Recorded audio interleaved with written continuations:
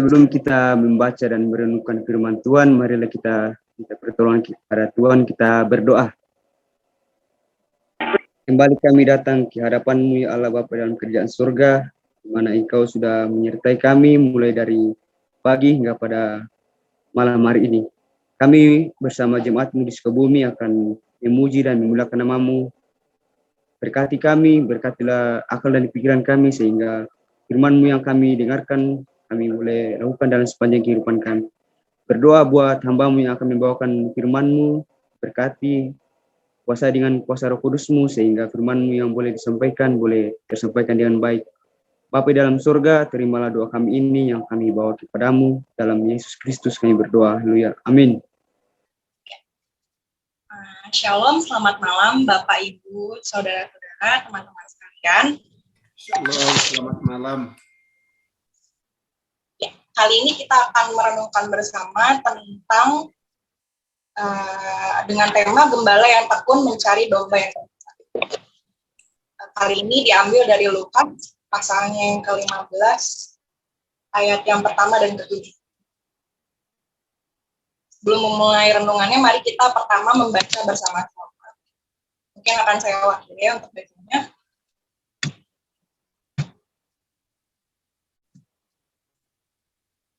Lukas pasal yang ke-15, ayat yang pertama dan ke-7. Perumpamaan tentang domba yang hilang.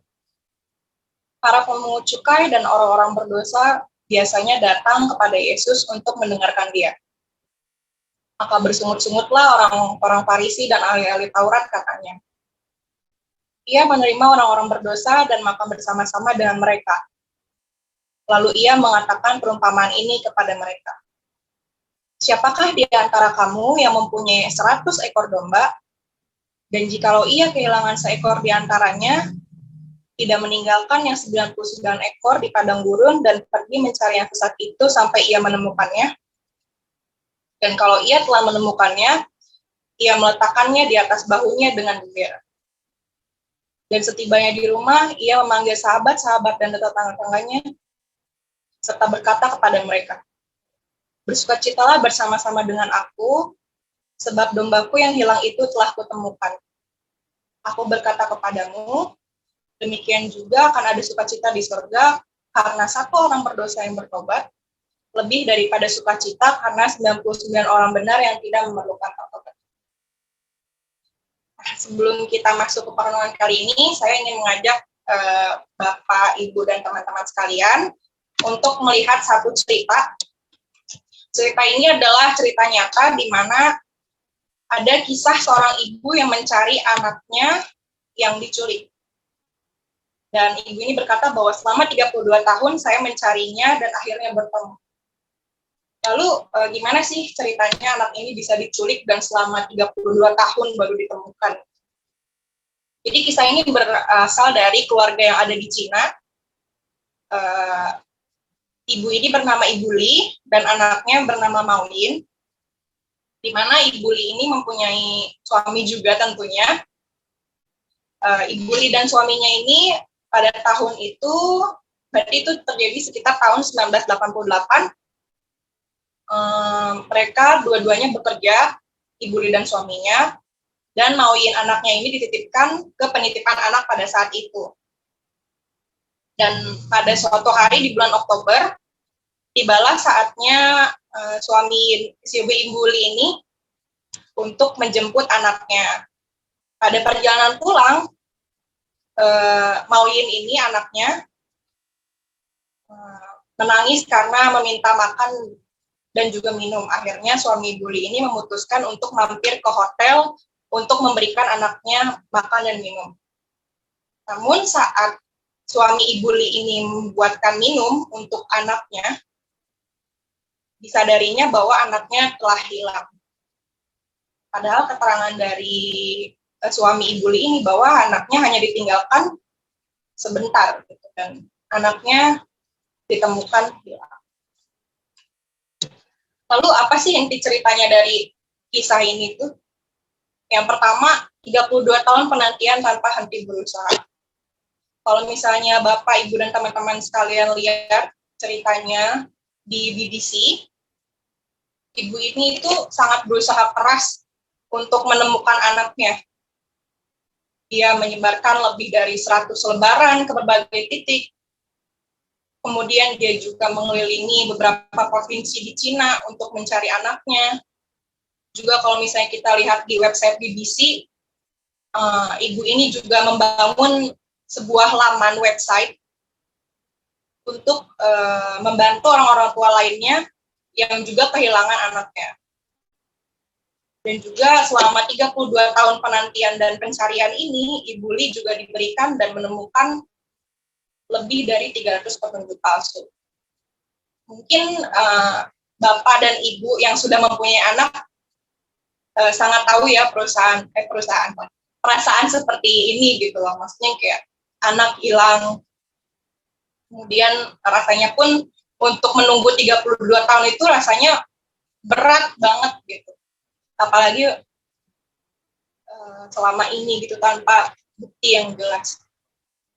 Lalu apa sih hubungannya dengan gembala ini? Tema kita itu gembala yang tekun mencari domba yang sesat.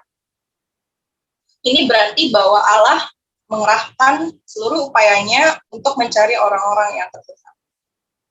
Sama seperti kisah Ibu Li tadi yang melakukan banyak hal dan mengerahkan seluruh upayanya untuk mencari anaknya, di mana Ibu Li ini adalah seorang manusia gitu. Apalagi Allah yang kuasanya lebih besar, yang kasihnya juga tentu lebih besar kepada kita, Allah juga pasti mengerahkan seluruh upayanya untuk mencari orang-orang yang terhilang. Nah, dalam Lukas pasalnya yang ke-15, ayatnya yang pertama sampai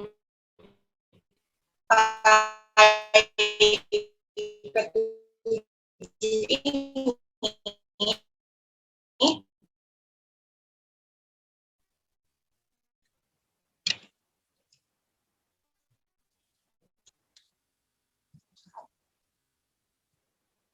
yang pertama adalah orang Farisi dan ahli Taurat. Di mana ahli Farisi dan ahli Taurat ini adalah orang yang merasa dirinya paling rohani, paling benar, dan mungkin layak untuk menghakimi orang lain karena mereka mempunyai pengetahuan luas tentang kitab suci. Lalu yang kedua, di sini ada pemungut cukai dan juga orang yang berdosa. Di mana orang yang ini, pemungut cukai ini, dianggap menjadi pengkhianat karena mereka menjadi kaki tangan Romawi untuk menarik pajak ke sesama bangsanya sendiri. Dan terkadang menaikkan pajak sesuka hati.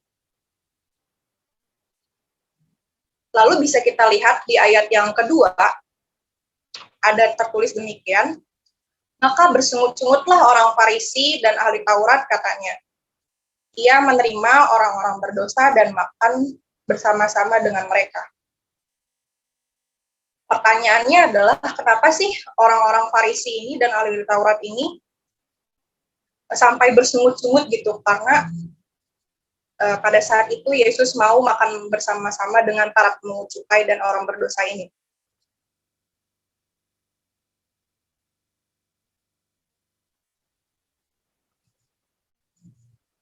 Karena beginilah logika dari orang Farisi dan ahli Taurat, bahwa Yesus yang adalah seorang rabi atau seorang guru tidak layak untuk makan bersama dengan para pendosa dan harus menjaga kehormatannya. Pada saat itu, Bapak, Ibu, Saudara-saudara, makan bersama itu bukan hanya sekedar makan, tapi juga sebagai tanda penerimaan dan solidaritas. Jadi dengan makan bersama para pemungut cukai dan juga orang-orang berdosa, Tuhan Yesus dianggap menyamakan diri dengan mereka dan menyetujui perbuatan mereka. Dan menurut orang Farisi, logika ini sangatlah bertentangan dengan pandangan mereka gitu, bahwa seorang yang mengaku bahwa dirinya guru atau seorang rabi itu tidak layak untuk menyamakan dirinya dengan orang seperti para pendosa tersebut.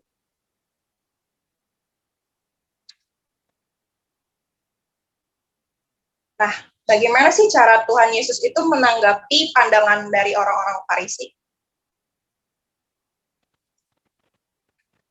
Tuhan menanggapi tertera di ayat 3 dan 4. Lalu ia mengatakan perumpamaan ini kepada mereka. Siapakah di antara kamu yang mempunyai 100 ekor domba, dan jikalau ia kehilangan seekor di antaranya, tidak meninggalkan yang 99 ekor di padang gurun, dan pergi mencari yang sesat itu sampai ia menemukannya.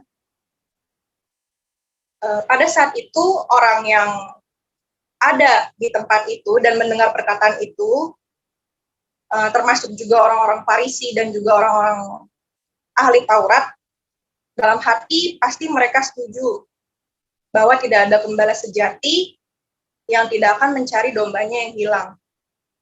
Gembala sejati pasti akan melakukan apa saja untuk dombanya itu.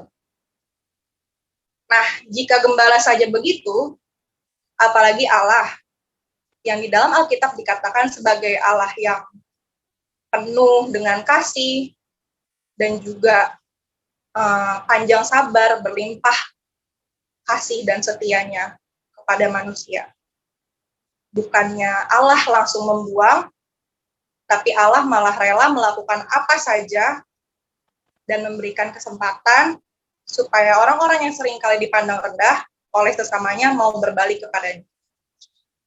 Mungkin kalau kita memperhatikan, banyak sekali bukti dari kisah Alkitab yang menunjukkan tentang kasih dan kesabaran Allah ini.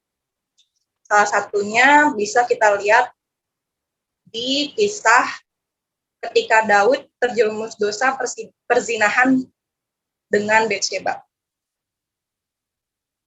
Nah, pada saat itu Tuhan mungkin mempunyai pilihan.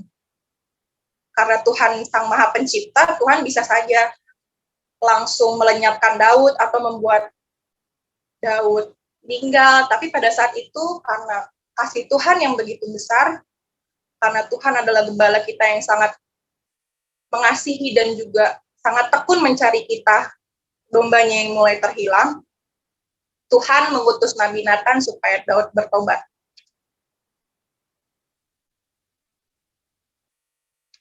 Nah, ini seiring dengan inti pesan Injil yang ada di Lukas, pasalnya yang ke-19, ayat yang ke-10. Sebab anak manusia datang untuk mencari dan menyelamatkan yang hilang. Ini berarti Allah mencari orang-orang berdosa untuk diselamatkan. Nah, pertanyaannya, siapakah yang hilang itu? Nah, golongan yang hilang ini seringkali diartikan sebagai para pendosa yang hidupnya jauh dari Tuhan. Entah itu orang-orang yang hidupnya dalam kejahatan, atau misalnya mungkin zaman sekarang orang-orang yang kriminal gitu ya, yang sering dianggap sebagai bagian dari yang hilang tersebut. Pertanyaannya juga, pernah nggak sih kita berpikir bahwa apakah kita termasuk di dalam golongan yang hilang tersebut? Mungkin di antara kita ada yang berpikir bahwa nggak mungkin saya masuk ke dalam golongan yang hilang itu. Karena kan saya sudah rajin ke gereja, saya juga kalau melakukan dosa, ya nggak dosa-dosa amat. Tapi ada satu hal yang harus kita perhatikan, bahwa domba yang hilang mungkin pada awalnya merasa baik-baik saja. Tetapi semakin lama, semakin menjauh dengan domba lainnya, dan pada titik tertentu, domba itu baru menyadari bahwa dirinya tersesat dan terpisah dengan kawanannya. Hal ini sama juga dengan manusia. Seringkali manusia mengklaim bahwa dirinya sudah menjadi orang yang baik dengan memberikan hal yang besar yang dia miliki kepada Tuhan. Contohnya, apa sih yang sering terjadi? Salah satunya misalnya persembahan. Terkadang kita, atau mungkin ada beberapa manusia, yang merasa bahwa ketika dirinya sudah memberikan persembahan yang besar, atau mungkin jumlah persembahan yang lebih besar daripada pengeluarannya, itu merasa menjadi orang yang baik. Sehingga sering pula manusia merasa bahwa dengan menjadi orang baik, ia sudah dilayakkan untuk masuk surga. Pertanyaannya, apakah dengan memberi hal yang besar dari yang manusia miliki dapat memenuhi standar Allah dalam kebaikan dan melayakkan kita untuk masuk surga?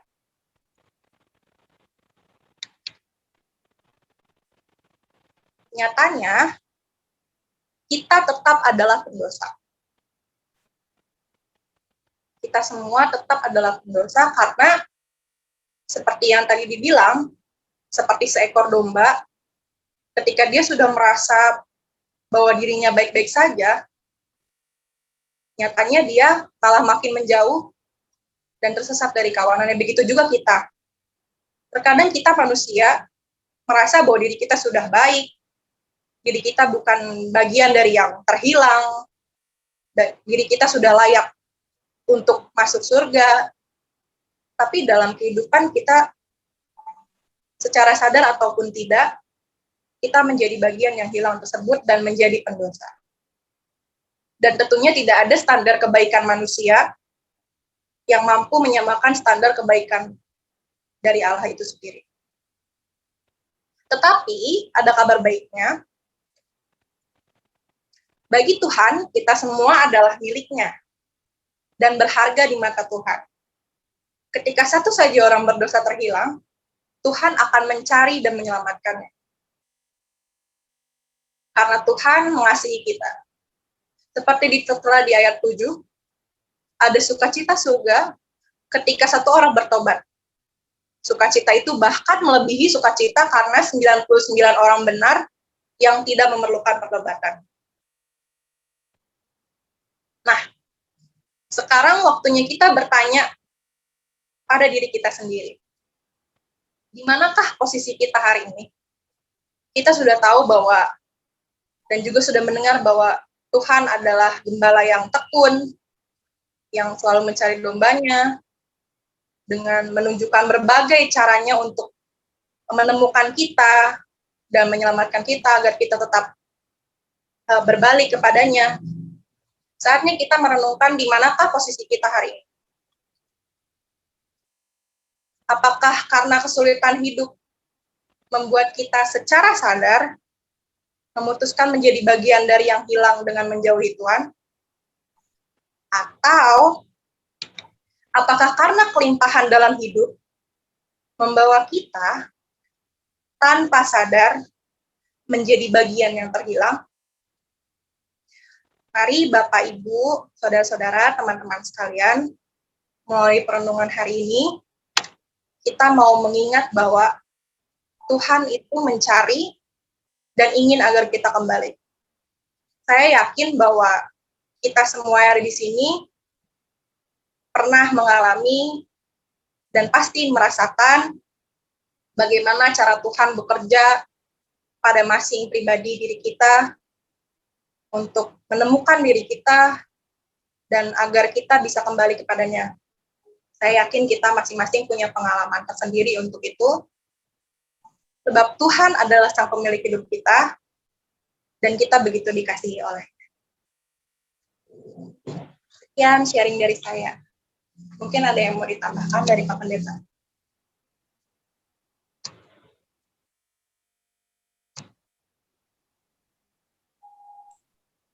Terima kasih, Saudara Dewi. Luar biasa sharing firman Tuhan. Hal yang luar biasa bagi kita ya, perenungan secara pribadi. Siapakah domba yang tersesat itu? Atau yang hilang itu? Apakah dia, mereka, atau jangan-jangan saya? Nah, mari kita gumuli firman Tuhan ini. Menarik ya, anak kita Dewi, untuk membawa kita. Jangan-jangan kita menganggap diri baik-baik saja, tapi sebenarnya kita tersesat, kita hilang. Mari kita arahkan pada diri masing-masing. Jangan-jangan saya ini adalah domba yang hilang, domba yang tersesat. Terima kasih Dewi, Tuhan memberkati. dalam masa muda, dalam pekerjaan tetap semangat untuk menjadi pribadi yang mau dipakai Tuhan. Tuhan Yesus memberkati. Anak kita Esar akan memimpin kita dalam doa syafaat. Mari kita bersatu di dalam doa.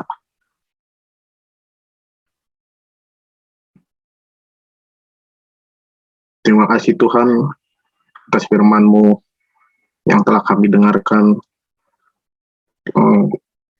Berkatilah agar firman-Mu Tuhan yang kami dengarkan tadi bisa menjadi pedoman dalam kehidupan kami Tuhan. Berkati agar kami bisa menjadi domba-Mu yang baik. Kami sebagai manusia seringkali berbuat salah dan tidak berkenan bagi-Mu Tuhan. Tapi kami percaya Engkau selalu memaafkan kami, mengampuni kami, bahkan jika kami tersesat, Engkau mencari kami, Tuhan. Tuhan, berilah kami hikmat agar kami selalu berjalan sesuai dengan jalan-Mu. Berilah kami hikmat juga untuk selalu bersyukur, karena Tuhan selalu mengampuni dosa yang kami lakukan. Kami juga ingin bersyukur Tuhan karena kami masih diberikan kekuatan untuk dapat bertahan hidup dalam dunia yang sedang dilanda pandemi yang belum juga kunjung usai. Tuhan, kami ingin berdoa untuk orang-orang yang sedang sakit. Banyak orang yang sedang sakit akibat dari pandemi ini. Berkatilah mereka Tuhan. Berilah mereka berkat-Mu untuk menyertai mereka yang sakit, agar mereka bisa mendapatkan kesembuhan daripada Tuhan. Tidak lupa juga kami berdoa Tuhan untuk dokter, keluarga, kerabat yang selalu menjaga mereka Tuhan yang sakit.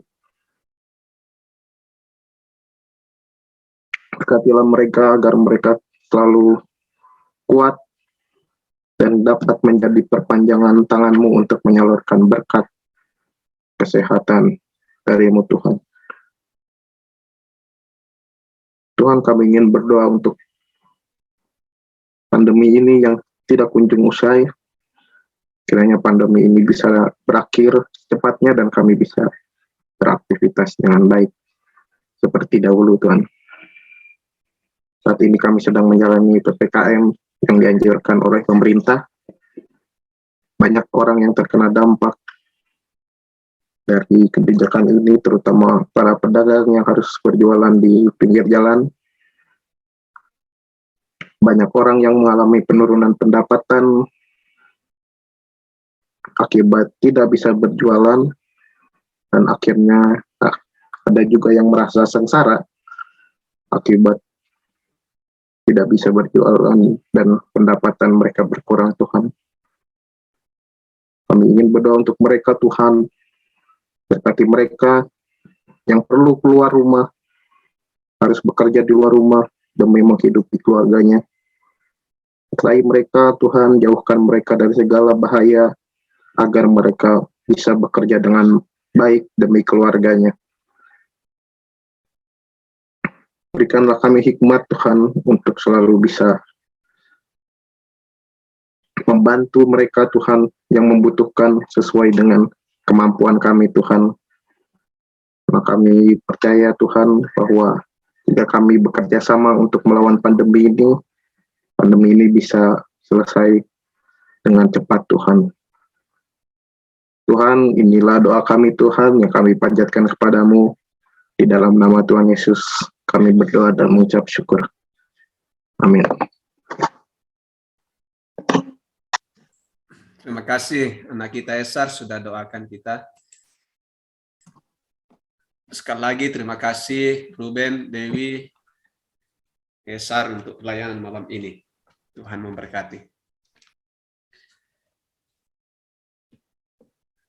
Oke, Bong Imelo Solanasang, Tuhan Yesus memberkati kita.